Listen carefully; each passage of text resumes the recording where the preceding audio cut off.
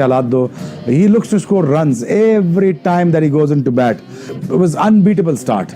और जब स्टार्ट में ही जब उन्होंने दोनों ने रन्स कर दिए थे तो वहीं पे आधा मैच वहीं खत्म हो गया। बैटिंग की जो हेडलाइंस हैं वो ये हैं, टेम्परामेंटली स्ट्रांग है, स्पिन को बहुत अच्छा खेलते हैं, फील्ड जो सराउंड किए हुए थे क्लोज इन फील्डर्स उसकी वजह से वो दबाव का शिकार नहीं हुए, पॉजिटिव तरह से स्पिनर्स को हैंडल किया, और फिर ये नहीं कि 50 के बाद आउट हो गए या 60 के बाद उन्होंने चांस लिया, वो लंबी इनिंग्स के लिए आए थे। और फायदा ये है कि ऐसी पिचेस पे वो फर्स्ट क्लास क्रिकेट में खेलते रहे, बहुत ही फोकस के साथ, बहुत कॉन्फिडेंटली उन्होंने इनिंग्स को आगे चलाया और क्रंच मोमेंट्स में बहुत अकलमंदी के साथ उन्होंने बैटिंग की, संभल के खेले।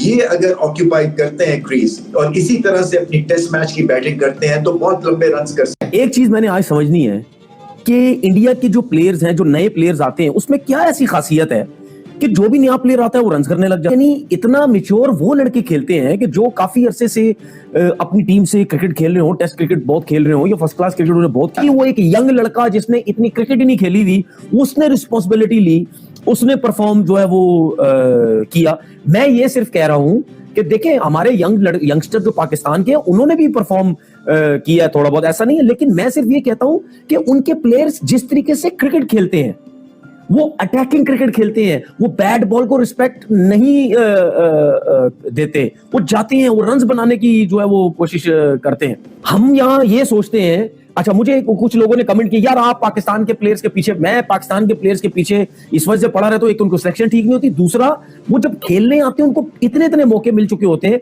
उसके बावजूद भी वो सेल्फिश क्रिकेट खेल रहे होते हैं, वो टेस्ट क्रिकेट सेल्फिश खेल रहे होते हैं, वो बैट बॉल्स को भी रिस्पेक्ट दे रहे होते हैं, उसके बावजूद भी वो अपना गेम खेलता चला गया। इसका मतलब ये है कि इससे साफ एक क्लियर चीज नजर आती है कि भाई उनकी क्रिकेट, उनकी जो कोचिंग, उनके जो प्लेयर्स बनाने का जो तरीकेकार है, कॉन्फिडेंस जो है वो बहुत ऊंचा है। I think credit to the Indian players, batters, उन्होंने बहुत उम्दा बारी ली century, so I think credit goes to their batters.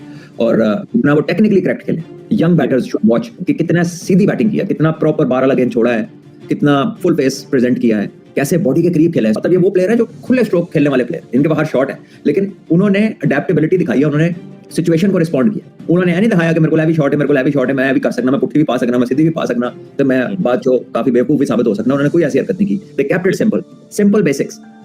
और ये वो क्रिकेट है कि जो अगर आपको आती हो तो इस प्लेटफॉर्म के ऊपर आप बाकी चीजें बिल्ड कर सकते हैं जी। और आई थिंक उससे बहुत कुछ सीखने के लिए ये जो एक परफॉर्मेंस इंडिया की तरफ से आप बैटिंग के अंदर देख रहे हैं, जहां मॉडर्न डे क्रिकेट इवॉल्व हो रही है, ये सारी टीमें जिस तरफ जा रही हैं, ये आपके ख्याल में कितना लाइव करेगी टेस्ट क्रिकेट को, जो ब्रांड अभी हमें नजर आ रहा है? देखिए बात यह है कि अगर बैटिंग आती हो तो फिर आगे से आप उसको डिफरेंट तरह से कर लेते हैं। जब चाहिए तेज खेलना आप खुला खेल लेते हैं, जब आपको डिफेंस करना आप डिफेंस कर लेते हैं, जब विकेट ऐसी है कि आपने बॉडी के करीब खेलना है, जब आपको पिच अच्छा मिलता है कि थ्रू द लाइन हिट मारो तो आप फिर अपने शॉट्स भी खेलते हैं। So basically given set of conditions जो होती हैं वो डिटरमिन करती हैं, या फिर सिचुएशन डिटरमिन करती है कि यार कंडीशन तो अच्छी है, गेंद आ भी रहा है, मुझे नजर भी आ रहा है, मैं सेट भी हो गया, लेकिन अगर मैं आउट हो गया, मैंने अपनी विकेट दे दी तो मेरी टीम ये मैच हार जाएगी।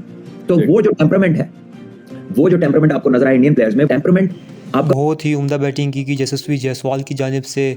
आज सेकंड टेस्ट का डे 1 था जिसमें यशस्वी जायसवाल ने बहुत ही उम्दा बैटिंग की, अपनी टीम को विनिंग पॉइंट तक ले जाने में उनका कलीदी किरदार रहा है, बहुत ही उम्दा परफॉर्मेंस दी। नो डाउट पाकिस्तानी मीडिया की तरफ से ऐसे ही रिएक्शंस आने थे। यशस्वी जायसवाल, शुभमन गिल, साई सुदर्शन, केएल राहुल, सब ने बहुत उम्दा परफॉर्मेंस दी। नो डाउट ऐसी ही परफॉर्मेंस के मेरे से तवक्का भी थी, बहुत अच्छी परफॉर्मेंस दी गई है, जिसके चलते ये बात साबित होती है कि इंडियन टीम दिन ब दिन बेहतर होती जा रही है। जो नया यंग टैलेंट आ रहा है वो दिन ब दिन बेहतर आ रहा है। जो प्लेयर्स रिटायर हो गए उनकी अब कोई ज़रूरत नहीं, जो न्यू टैलेंट है वो हर चीज़ मैनेज कर सकता है, वो हर चीज़ हैंडल कर सकता है, जिससे ये बात साबित होती है कि विराट कोहली, रोहित शर्मा की अब किसी किस्म की कोई ज़रूरत नहीं थी, उन्होंने टाइम से रिटायरमेंट ले ली, बहुत अच्छा फैसला किया।